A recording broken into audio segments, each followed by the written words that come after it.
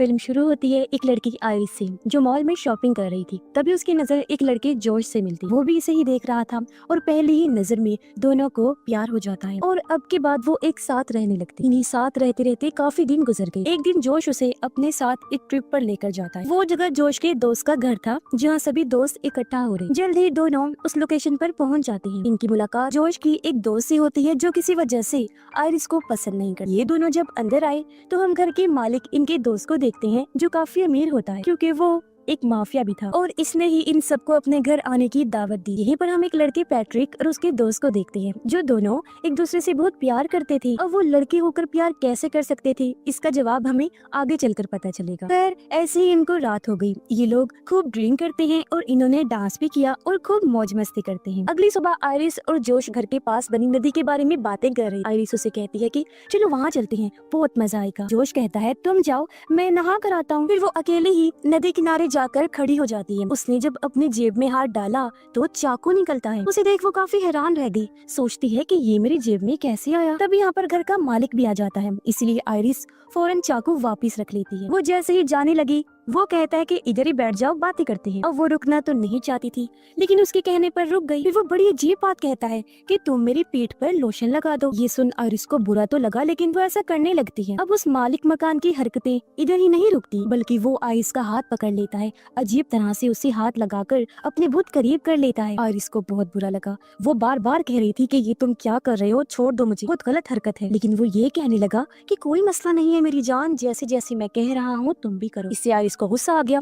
वो बोतल उसके मुंह पर मारती है। मालिक मकान भी गुस्से में उसे जोरदार थप्पड़ मार देता है जिससे वो नीचे गिर गई और ऐसे इन दोनों के बीच हाथापाई होने लगी। उसने आइरिस का गला जोर से पकड़ लिया था। वो बस मरने ही वाली थी। अपने बचाव में आइरिस चाकू को उसकी गर्दन में घोंप देती है जिससे मौके पर ही उसकी मौत हो जाती है। कुछ देर बाद हाथ में चाकू लिए खून में लथपथ आइरिस अपने दोस्तों के पास आई। कहती है कि मैंने उसे मार डाला, मैं ऐसा करना तो नहीं चाहती थी लेकिन उसने मेरे साथ जबरदस्ती करने की कोशिश की, फिर मेरी जान लेने वाला था। जोश उसके पास आकर कहता है कि शट डाउन, बंद हो जाओ, और उसके ऐसा बोलते ही वो बंद हो जाती है। उसके शट डाउन होते ही ये लोग उसे कुर्सी पर बिठाकर बांध देते हैं जिससे हम समझ पाते हैं कि आइरिस कोई इंसान नहीं बल्कि एक रोबोट है, एक ह्यूमनॉइड रोबोट जो इंसानों जैसे दिखने वाले रोबोट्स हो। अब पैट्रिक का दोस्त जोश को कहता है कि ये तो एक मशीन है, आखिर ये कैसे किसी की जान ले सकती है और ये खतरनाक भी नहीं है। जोश ने कहा कि तुम यहाँ से जाओ, फिलहाल मैं इससे बात करता हूँ और सब कुछ समझा देता हूँ। अब जोश उसे एक बार फिर ऑन करता है। आइरिस अभी भी काफी घबराई हुई थी। वो बार बार एक ही बात किए जा रही थी कि मुझे माफ कर दो प्लीज, मैंने ये जानबूझ के नहीं किया। जोश कहता है कि तुम्हें उसकी जान नहीं लेनी चाहिए थी। वो तुम्हें कुछ नहीं कहता, जानते हो क्यों? क्योंकि तुम कोई इंसान नहीं हो बल्कि एक रोबोट हो। ये सुनकर आइरिस काफी चौंक जाती है क्योंकि आज से पहले वो इस बात से अनजान थी। कहती है कि ऐसा नहीं हो सकता, अगर मैं रोबोट हूँ तो फिर सब कुछ महसूस कैसे कर सकती हूँ, हर चीज को मैं समझती हूँ, तुम्हारे लिए फीलिंग्स, इमोशंस, जज्बात रखती हूँ, तुमसे प्यार करती हूँ, हमने बहुत सा वक्त साथ गुजारा है और बहुत ट्रिप्स पर हम साथ जा चुके हैं। इस पर जोश कहता है कि तुम सिर्फ एक मशीन हो और ये जो सारी चीजें तुम करती हो वो तुम्हारे प्रोग्राम्स हैं, यादें हैं जो तुम्हारे सिस्टम में डाले गए हैं। अब यहाँ से सीन उस टाइम में शिफ्ट होता है जब रोबोटिक कंपनी वाले पहली बार आइरिस को जोश के घर लेकर आए। कंपनी वालों ने उसे कहा था कि ये कोई आम रोबोट नहीं है बल्कि ये बिल्कुल इंसान ही है, इंसानों जैसे ही जज्बात रखती है। तुम बस एक बार इसके साथ प्यार दोस्ती वाला लिंक बना लो, रिश्ता बना लो, फिर ये हमेशा तुम्हारे साथ रहेगी, तुमसे प्यार करेगी। जब आइरिस का सिस्टम 100% एक्टिवेट हो जाता है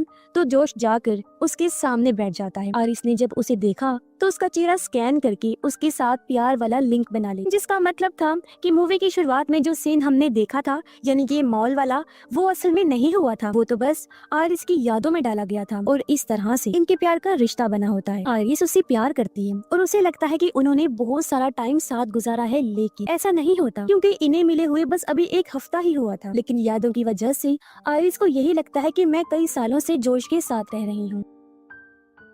जोश उसे ये भी बताता है कि तुम्हारी आंखों से जो निकलते हैं वो आंसू नहीं है बल्कि पानी है, क्योंकि तुम्हारे अंदर एक टैंकर है। जब तुम दुखी होती हो या इमोशनल होती हो तो पानी अपने आप ही निकलने लगता है। ये सारी बातें सुनकर भी आइरिस कहती है कि जो भी है लेकिन मैं फिर भी तुमसे प्यार करती हूँ। वो साथ साथ रो भी रही थी। तभी यहाँ पर जोश की दोस्त भी आ जाती है और पूछती है कि तुमने अभी तक इसे बंद नहीं किया। ये सुन आइरिस को भी पता लग जाता है कि ये लोग उसे बंद करने वाले हैं। अपनी दोस्त से बात करने के लिए जोश उसे एक कमरे में लेकर जाता है। उनकी बातचीत से हमें पता चला कि ये सारा प्लान इन लोगों ने बनाया। दरअसल वो जानबूझकर घर के मालिक को मरवा कर उसका सारा पैसा खुद लेना चाहते थे। थी। जोश कहता है कि हमारा रास्ता साफ है बिल्कुल, मैं कंपनी के आने से पहले आयरिस को रीस्टार्ट कर दूंगा, यानी उसे दोबारा चला दूंगा, वो सब कुछ भूल जाएगी और हम उस पर ही इल्जाम लगाते। उधर आयरिस को वही चाकू नीचे गिरा हुआ मिलता है। उसे लेने के लिए वो चेयर खिसका कर उस तरफ जाती है, फिर नीचे गिरकर चाकू लेने की कोशिश करती है, लेकिन इतनी ही देर में यहाँ जोश भी आ जाता है और जब वो आयरिस के करीब जाने लगा वो चाकू से उसकी गर्दन पर वार कर देती है, जिससे वो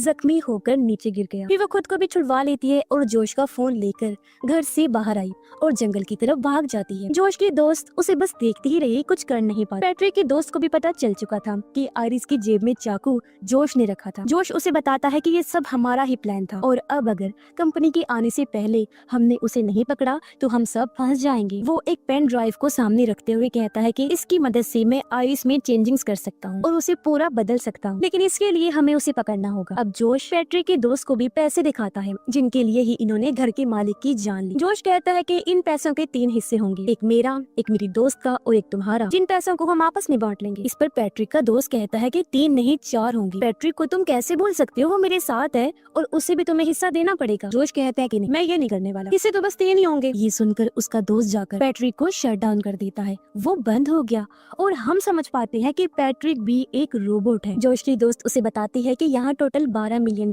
हैं, जिनमें से $4 मिलियन हम तुम्हें देने वाले, तुम्हें बस हमारे साथ मिलकर आयरिस को ढूंढना है, इससे तुम नहीं फंसो। वो मान तो गया लेकिन कहता है कि गन मैं अपने पास ही रखूंगा क्योंकि आयरिस बहुत खतरनाक है, जिसके बाद वो पैट्रिक को भी ऑन कर देता है। उधर हम देखते हैं कि आयरिस जंगल में भागते हुए काफी अंदर आ गई है। जोश का फोन उसके पास था और अच्छी बात ये थी कि उसे पासवर्ड पता होता है और वो उसे ऑन करके डिवाइस कंट्रोल में जाकर अपनी सेटिंग्स को बदलने लगा। उसे इंटेलिजेंस वाला ऑप्शन नजर आया, यानी जहन का, दिमाग का, जो 40% था, लेकिन ये उसे बढ़ाकर 100% कर लेती है, यानी कि अब उसका दिमाग काफी तेज काम करेगा और उसके अंदर बदलाव भी हो जाता है। वो चारों दोस्त जंगल में आ गई थी। जोश कहता है कि हमें 2-2 की टीम बनाकर अलग अलग जाकर आयरिस को ढूंढना होगा, क्योंकि ऐसे हम आसानी से उसे ढूंढ भी लेंगे। और अब ये लोग अलग अलग होकर आयरिस को ढूंढना शुरू कर देते हैं। आयरिस जब पैट्रिक और उसके दोस्त को देखती है तो फौरन एक पेड़ के पीछे छुप जाती है और उनकी बातें सुनने लगती है। पैट्रिक का दोस्त उसे बताता है कि जोश और उसकी दोस्त ने बहुत गलत किया, उन्होंने काफी दिन पहले ही घर के मालिक हमारे दोस्त को मारने का प्लान बनाया हुआ था, लेकिन इस बारे में मुझे नहीं बताया। हालांकि जोश कहता है कि वो मुझे दोस्त मानता है, लेकिन ये झूठ है। अगर दोस्त मानता होता ना तो मुझे इस बारे में जरूर बताता। उसे मरवाने के लिए जोश ने आयरिस को इस्तेमाल किया, उसे इसीलिए खरीदा क्योंकि आयरिस की मदद से वो उसे मरवाना चाहता था, क्योंकि ऐसे उसका काम आसान था। और अब जब वो फंस चुका है तो मुझसे मदद मांग रहा है। ये सुनकर पैट्रिक कहता है कि मैं भी तो एक रोबोट हूँ ना, तो क्या तुम भी मेरे साथ ऐसा ही करोगे? दरअसल उसे पता चल चुका था कि मैं एक रोबोट हूँ। उसका दोस्त ये सुनकर पहले तो काफी हैरान हुआ, पूछता है कि तुम्हें ये कैसे मालूम हुआ?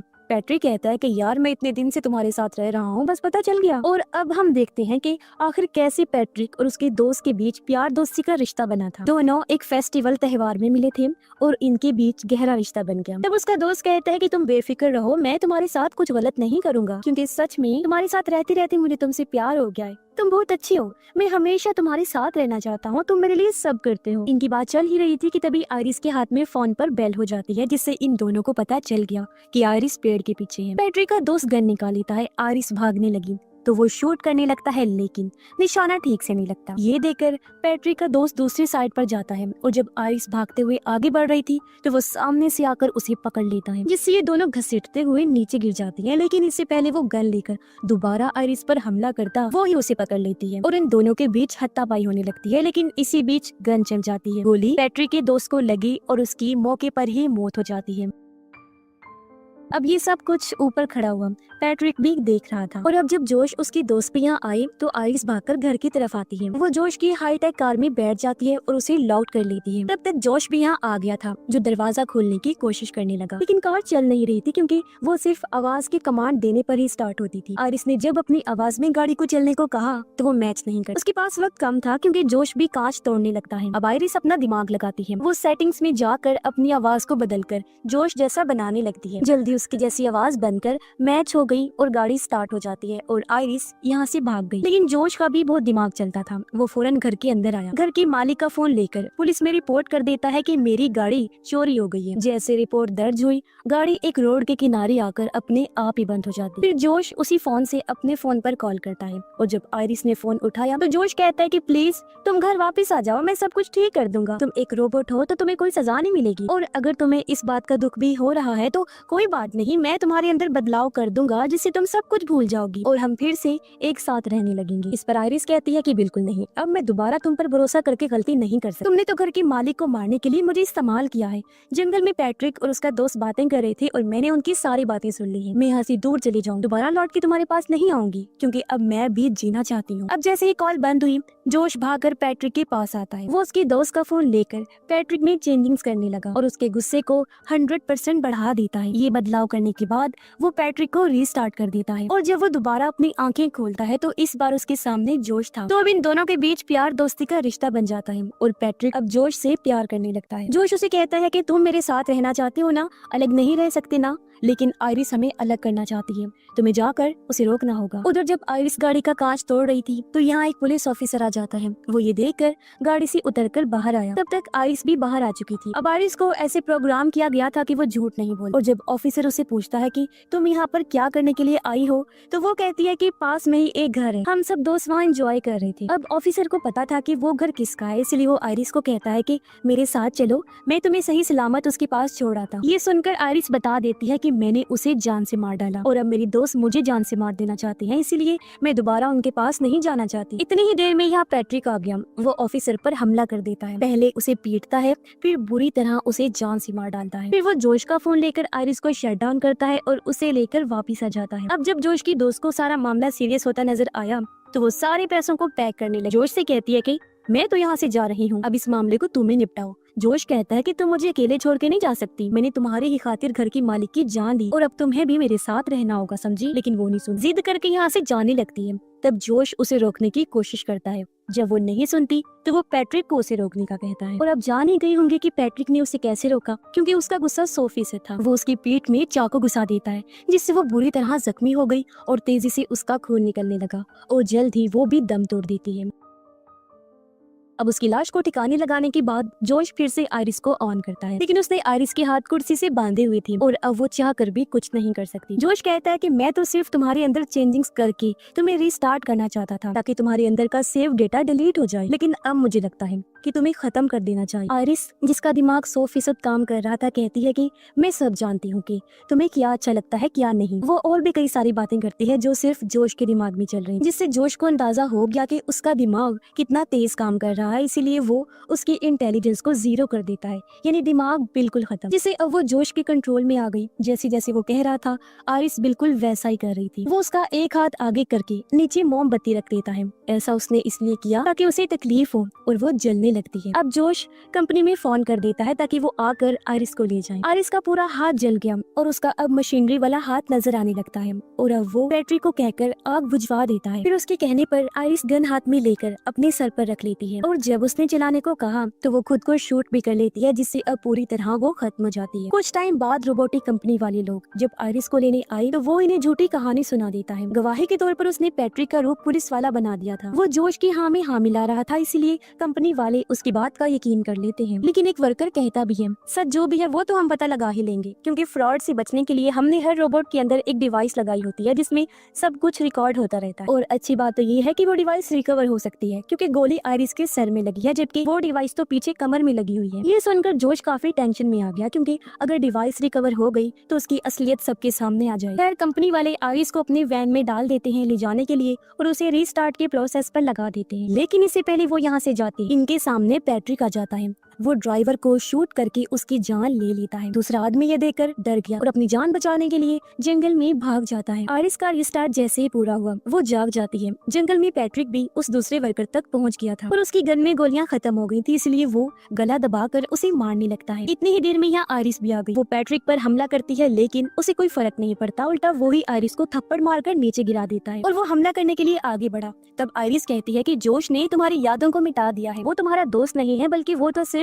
तुम्हें इस्तेमाल कर रहा है जैसे मुझे किया था। तुम्हारा असली दोस्त जिसे तुम प्यार करते थे वो मारा गया है। तुम याद करने की कोशिश करो कि जोश तुम्हारा प्यार नहीं है। और अब जब पैट्रिक अपने दिमाग पर जोर डालता है तो उसे धीरे धीरे सब याद आने लगता है कि हाँ सच में मेरा दोस्त जिसे मैं प्यार करता था उसकी तो मौत हो गई है। वो इस सदमे को बर्दाश्त नहीं कर पाता और अपनी भी जान ले लेता है। अब आयरिस कंपनी के दूसरे वर्कर को कहती है कि मुझे तुम्हारी मदद चाहिए। तो वर्कर ने उसके अंदर वैसा कर दिया जैसा वो चाहती थी। फिर आयरिस जोश के पास जाती है। वो अपने फोन से उसे बंद करने की कोशिश करता है, लेकिन वो बंद नहीं हो रही थी क्योंकि वर्कर ने आयरिस के अंदर बदलाव कर दिए थे। चेंजिंग्स के बाद अब उसे कोई कंट्रोल नहीं कर पाएगा। इस बात से आयरिस को खुशी होती है। अब आयरिस जोश पर गन तान देती है। जोश उसे कहता है कि तुम मुझे नहीं मारोगी क्योंकि तुम मुझसे प्यार करती हो ना। यहाँ आयरिस एक बार फिर उसकी बातों में आ जाती है, लेकिन वो उस पर हमला कर देता है, उठा कर इधर उधर मारने लगा। फिर वो उसे पकड़ कर कहता है कि तुम्हें कैसे कंट्रोल करना है मैं अच्छे से जानता हूँ। उसके हाथ में गन थी और इस बार वो आयरिस को वहाँ मारने वाला था जहाँ उसका डेटा सेव होता है, लेकिन वो इस बात से अनजान था कि आयरिस के हाथ में भी हथियार है, जिसे वो बिना टाइम गवाए